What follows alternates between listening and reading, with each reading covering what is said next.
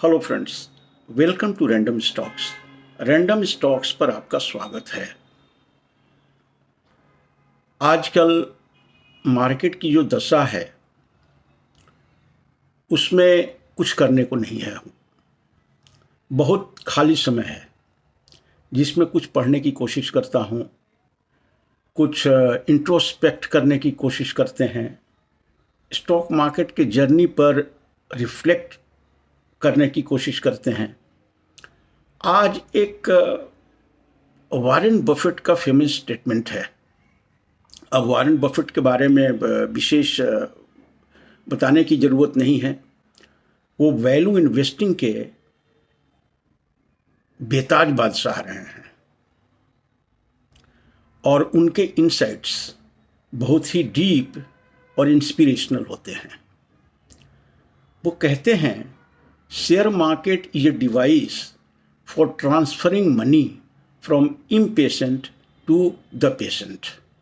मतलब वैसे इन्वेस्टर्स जिनके पास धैर्य की कमी है, धैर्य नहीं है, उनके पॉकेट से पैसे को ट्रांसफ़र करता है शेयर मार्केट वैसे इन्वेस्टर्स को जिनके पास धैर्य है।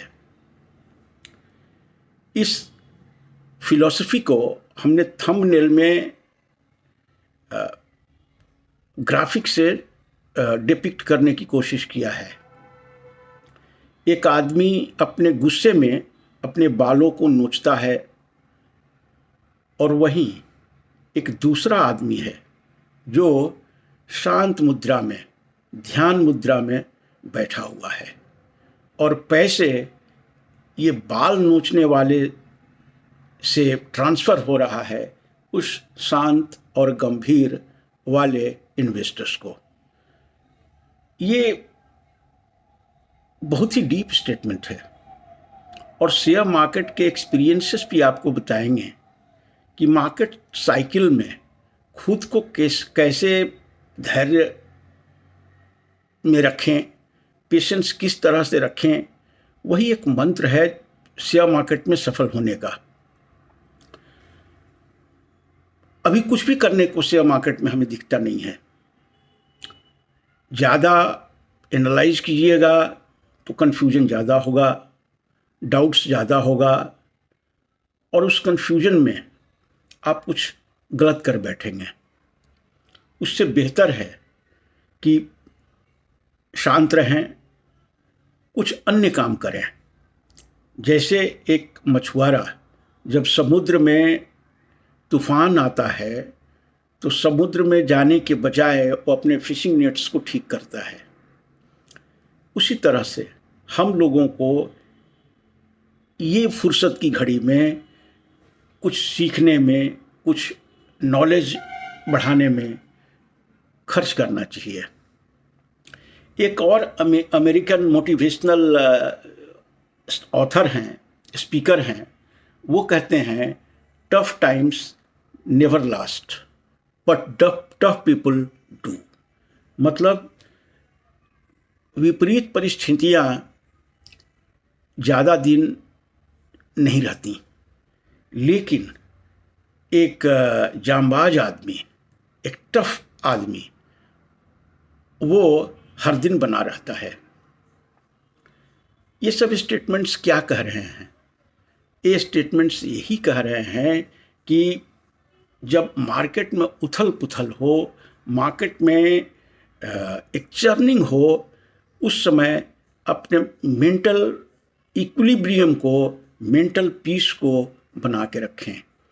कन्फ्यूजन में आदमी एक कंफ्यूज्ड डिसीजन लेता है जो कि न तो आपके सेहत के लिए ठीक है, न पोर्टफोलियो के लिए ठीक है और न ही आपके जीवन के लिए ठीक है। तो बिल्कुल शांत बैठें, कुछ भी करने की ज़रूरत नहीं है। मैं बिल्कुल बैठा हुआ हूँ, आइडल, टीवी भी नहीं देखते हैं। मोबाइल पे जो वॉच लिस्ट में शेयर हैं उनको भी देखना लगभग बंद कर दिया है। जब मार्केट बंद होता है तो उसको 2 मिनट के लिए देख लेते हैं कि क्या मार्केट का आज ओवरऑल व्यू रहा, जिससे कि मैं वीडियो जब बनाऊं तो उसमें कुछ भी हेल्प कर सके। बस इसकी वजह से, इसके लिए मैं मार्केट को ऑब्जर्व कर रहा हूँ, अदरवाइज वो भी नहीं करता। अब आप लोगों का क्वेश्चन होगा, जैसा कि काफ़ी क्वेश्चन कह रहे हैं, क्वेश्चन आ रहा है मेरे पास कि हम कुछ शेयरों के बारे में जो संडे को भी जिक्र करते हैं, उसके पहले भी जिक्र किया था, उनके भाव घट गए हैं।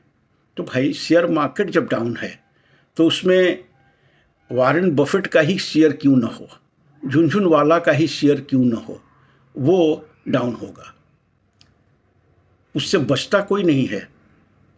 लेकिन हाँ, जब ये परिस्थितियाँ संभल जाएंगी, मार्केट में स्टेबल कंडीशन आ जाएगा, तो वही शेयर चल पाएंगे जिनमें अपना दम है, जिनका फंडामेंटल्स स्ट्रॉन्ग है, और फिर वो आज के भाव में, औने पौने में वो हो सकता है न मिले। इसलिए उसको पोर्टफोलियो में बनाए रखें, उसको बेचने का डिसीजन बिल्कुल मत लें। समय है आपके पास, कुछ सीखिए, कुछ सिखाइए, कुछ शेयर कीजिए, और समय बिताने की कोशिश कीजिए। एक हिंदी में कहावत है, धैर्य का फल मीठा होता है और बेचैनी का फल तीखा। इसलिए बिल्कुल मानव जीवन से संबंधित रूटीन है।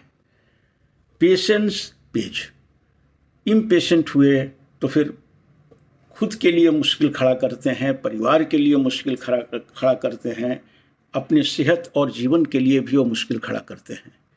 तो धैर्य से रहिए, पोर्टफोलियो आपके पास है, उसकी चोरी नहीं हो रही है, कोई अटेम्प्ट भी करने वाला नहीं है।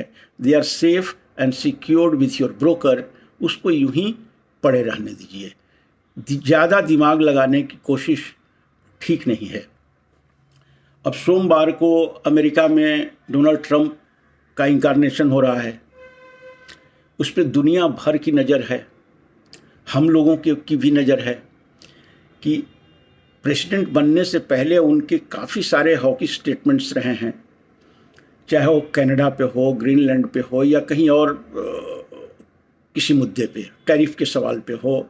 लेकिन जब एक बार आदमी पोजीशन में आ जाता है तो उसके साथ अकाउंटेबिलिटी और रिस्पॉन्सिबिलिटी उस चेयर के साथ जुड़ जाती है, और फिर आदमी जो भी फैसला करता है वो हेडलाइंस के लिए नहीं करता है, वो एक ड्यूटी के लिए करता है।